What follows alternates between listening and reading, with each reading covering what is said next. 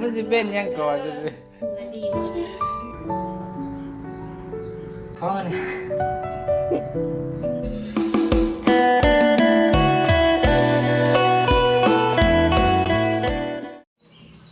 สวัสดีพ่อแม่พี่น้องเบิร์ดสุขุสุขคนเนาะมื้อนี้บ่จันก็สิได้เดินทางกลับพุ่นแหละพี่น้องเนาะกลับท่าแต้งเนาะสิได้ล่าแม่เพิ่นกลับแล้วพี่น้องเนาะมื้อนี้บ่จันก็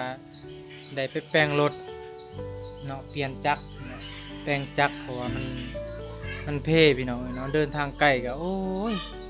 คือสิยากพี่น้องเนาะก็เลยว่าไปแปลงจักรรถเนาะพี่น้องก็บ่จันก็ทักทายสวัสดีพี่น้องของปลายเบิร์ดสุขุสุขคนเนาะยินดีต้อนรับเข้าสู่ช่องจันทพรเด้อพี่น้องผู้ใดเข้ามาแล้วก็ฝากติดตามเป็นกำลังใจให้บ่จันเด้อมื้อนี้บ่จันก็สิได้พุ่นแหละเดินทางกลับท่าแต้งพี่น้องเนาะลาแม่เพิ่นกลับเนาะสิกลับกับภรรยาเก่าเนาะกับแฟนสวัสดีครับ สบายดีสิกลับหรือเปล่าก ลับแล้วพิธีเฮ้ยที่ลิขสิทธิ์ของบริเวณได้ยังเปิดอยู่นี่จะได้อยู่คนเดียวได้แบบนี้ได้ อยู่คนเดียวแรกเห็นจะได้ นี่ กลับเลย คอเงินเนี่ย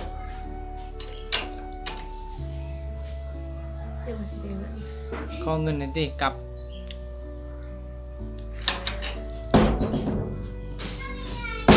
เอา จะได้เดินทางกลับแล้วพี่น้องนะอุ้ยยังอีกมาพี่ นี่แหละมิตรว่ารักษาสุขภาพตัวเองดีๆนะครับคุณแม่ เป็นยัง ค่ะก็เป็นห่วงพี่น้องเนาะเป็นห่วงเวลาเมื่อตลาดกลางคืน สู้ๆอะไรอย่างเงี้ยสู้ น้องพี่น้องกับบางมือขันเมื่อยกับพักแน่อย่าสิให้จิตหันมาคุมร่างกายหลายจะฮู้บ่จะเป็นฐานทับสายไฟ รับใส่ตัวเอง ร่างกายทับใส่จิต บ่มีกินใส่กะ เอาสำนันก้อนเอาสำนันก้อนอยาวแห้งจนบ่มีแห้งยางกับบ่ไหวเลยเว้ยนะครับอย่าพูดมากครับ อย่าไปหายไปด่าไปเด้อสงบบ้างครับมีสิหายไกลร้ายเด้อเลี้ยงกันเลย อยู่ดีๆอยู่ดี อ้าวเท่านี้แล้วพี่น้องไม่ได้สิเดลากลับก่อนครับบายบายไปก่อนเด้อ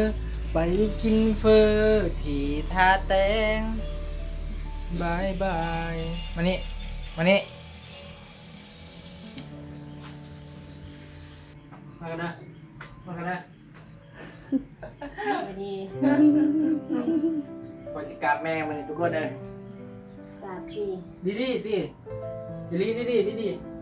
เขาตัดแต่ก็ได้หันมาบาทหนึ่งกับอ้าวอันนี้คือพรหมของลูกนะจ๊ะทุกคนนะจะได้ล่างเมื่อแหละบ๊ายบายท้องอันนี้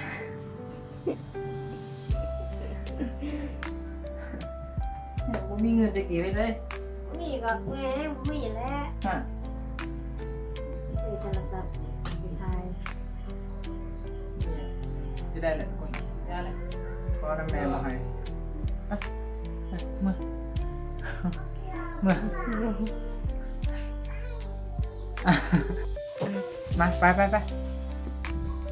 ไปก้อนสัตว์บ่เอาเดี๋ยวเงินคำเนาะ นี่เอ้า บ่หยอกซื่อๆทั้งข่อยสิบ่มีข่อยก็บ่มี เมื่อก็คอยไปคอยมาขี่รถขี่ลานมัน จ้ะ แกงบนตกฟัน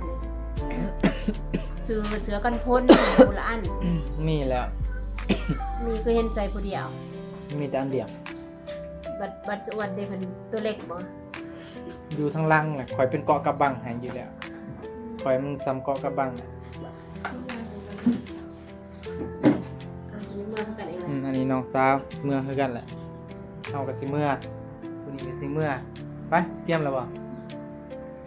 ใส่แล้วได้ตอนนี้ สาวลาวเพิ่นก็สิได้กลับแล้วพี่น้องเอ้ยนะ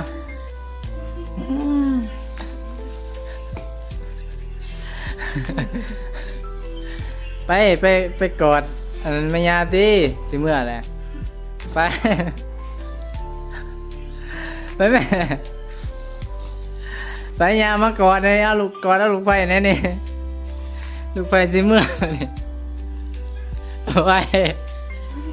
มาหายามาหาแม่ยายนั่งลงดินั่งเบิ้งโอ้คือกันเว้ยคือกันนะลูกไปก็ไม่ยาเนาะเอาไปกอดกันเบิ้งก่อนนะตีมันอบอุ่นมันสิเป็นยังก่อนจะสิ เมื่อดีขอเดินทางปลอดภัย เนาะสิเมื่อป้าแหละทุกคนสั่นเลยซะบ๊ายบายเด้อสบายดี สบายดีอยู่บ่ บ่จิบบ่ไผได้ บ๊ายบาย มีช่างกระโทรหากัน ครับ ให้อยู่คนเดียว ครับผม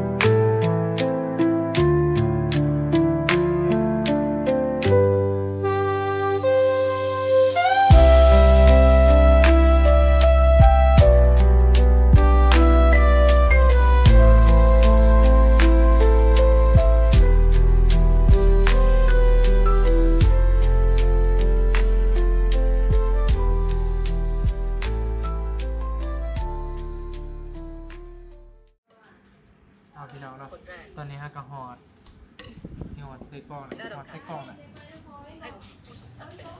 คนโตเคยเอาเอา อันนี้กำลังกินข้าวเปียกแซ่บๆพี่น้องเนาะนี่ทอดใส่กล่องไปเทียมห่อพี่น้องแต่ว่าถ้าก่อนเครื่องทางหิวเขาวพี่น้องเนาะคนกระตกเลยพี่น้องว่าจันกับเปียกเมื่อขับรถมือกับซ่ารถมันสั่นนะพี่น้องเนาะไม่แต่ว่ากินเขาวก่อนพี่น้องเนาะสำหรับคลิปนี้กันว่าจันกับขอตัวลาไปก่อนพี่น้องเนาะขอกันใหม่คลิปหน้าเด้อพี่น้องฝากติดตามว่าจันเนาะพอเทื่อนจังสิได้อัปเดตให้ท่านผู้ชมเบิ่งใหม่เนาะถ้าว่าจันกับมื้อนี้ก็ขอลาไปก่อนพี่น้องเนาะสำหรับคลิปนี้สวัสดีเด้อ